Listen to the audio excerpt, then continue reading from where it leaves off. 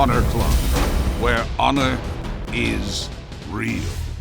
I want to ask you about your decision to come out as bisexual last year. Why did you decide that was the right time to do it? Sure. I knew since I was like 18, 19 years old. I just never really knew I could express it at the time. You know, it's such a revelation. You really don't know like how to really like, you know, get a grip on it, and especially like who to really talk to. And I joined the fire department at like 21 years old. And I tell people all the time, like the fire department is a real type A personality place. Like if you're easily offended, if you wear your emotions on your sleeve, that's great. Hey man, don't come to a firehouse. You're gonna get checked as soon as you walk in the door. And it's not so much one of those things where it's like, you know, there's a bunch of Neanderthals running around. It's just like my schedule was 24 hours on, 48 hours off.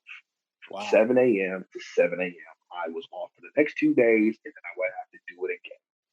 Most people know that if you're public safety, if you're a public servant, you're not getting paid a lot of money to begin with. So a lot of us worked second jobs. I worked at another fire department, so I worked 24 hours at one department. I would wake up, go to another department, work another 24 hours, come home for 24 hours, and then literally come back and do it again.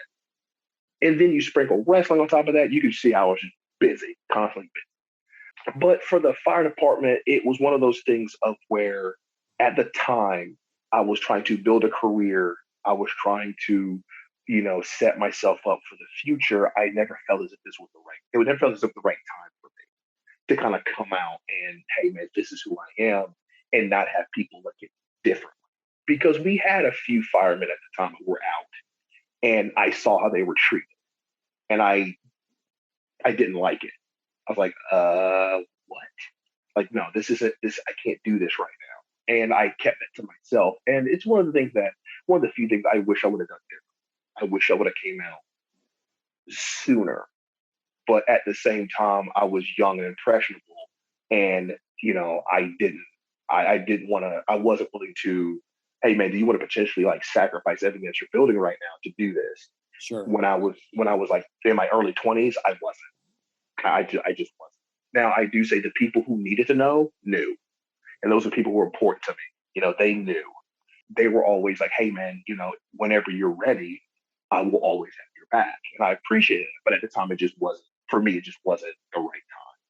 It wasn't until I left the fire department, and it wasn't until I really started to develop who I am in wrestling, where I felt that like I could finally have the courage to like, you know, come out and like live my truth. And I'm not gonna lie, I was afraid.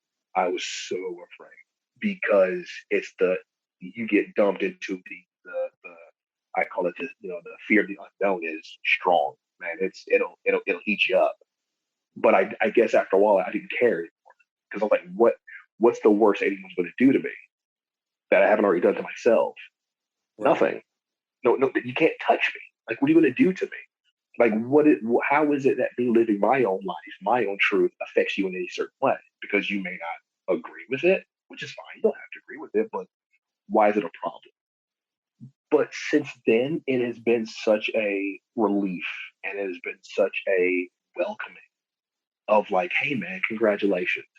You know, we're so proud of you. And wrestling gave me that type of acceptance in a world at the time that I didn't think would ever accept me. It felt good to be like, still be around my peers and, you know, people who I looked up to and all that good. And then people who actually looked up to me, and they never looked at me different. It was still like, no man, that's just O'Shea. What's the problem? And ever since then, I'm like, man, yeah. And ever since then, I'm like, oh man, this is great. This is fantastic. So I'm really blessed with what I've been given, and I'm really blessed about what, you know, wrestling has given me, because I tell people wrestling doesn't owe me anything.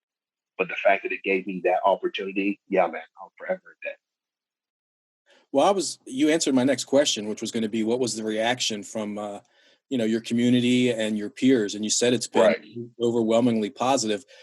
I'm just curious, did Did you hear any negative comments, or was there any negative at all? If there is negative comments, they haven't said it to my face. And if there's any negative comment, they haven't said it in a circle that intertwines with my circle, and which is fine. Like, people want to think what they want to think. It's not my place. It's definitely not my job to try to change mine.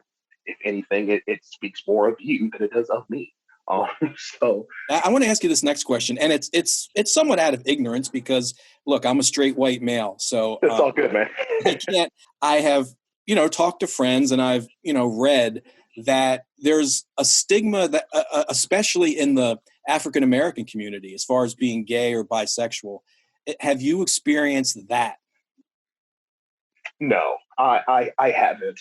And like I said, actually, that's a pretty good question. But no, I haven't. Just because it kind of falls in line with everything else. I'm like, if you have a problem with, who I am, why? Does it affect your paycheck? Oh, it doesn't. So once again, what is your problem? And my family's rallied around me, really hard. My brother and sister have been really awesome about it. And if there is someone saying something about me, like, I don't hear about it. I've realized early on that people are watching. People are, the representation in wrestling is really big nowadays, and it should be. So it's just one of those things where there's a whole new dimension of people who watch now. Yeah. And I take that very seriously. I don't look at that flippantly, because I remember being a kid and always just wanted to see somebody like me on a main stage. No matter what it was, I just always wanted to see somebody who looked like me on the main stage, because it gave me somebody to root for, and we all want that one person to root for. We always want that one person to be like, yeah, man, that's my guy. Like, I cheer for that guy. And for me, it was one of those things of where I could either, rooting for that guy is fun, but I want to be that guy. I want to be the guy people root for. I want to be the guy people look up to. I want to be the guy that people, hey, when I grow up and I tell my kids I want to talk about you, and I want to make sure I do it right. I want to do it the way that it's supposed to be done, whatever that means. But I still, at the end of the day, I'm going to be like, you know what, man? Oh, she did it right. What would you say to anyone out there who might be listening, who maybe they were in a similar place to where you were before you went public? I know it's hard. And I know it seems like you're by yourself. And I know it seems as if no one will ever understand you. But that can't be any farther from the truth. There is a whole entire world of people that are waiting for you, that are going to love you no matter what. They're going to accept you no matter what. That are going to just adore you and cherish you no matter what. But it all starts with you. When you are ready, we're all waiting for you. When you are ready, we are all here to just cheer you on as you deserve to be cheered. When you're ready, we're here to listen. When you're ready, we're here to comfort you. When you are ready, we are here to be anything and everything that you need. We're just waiting on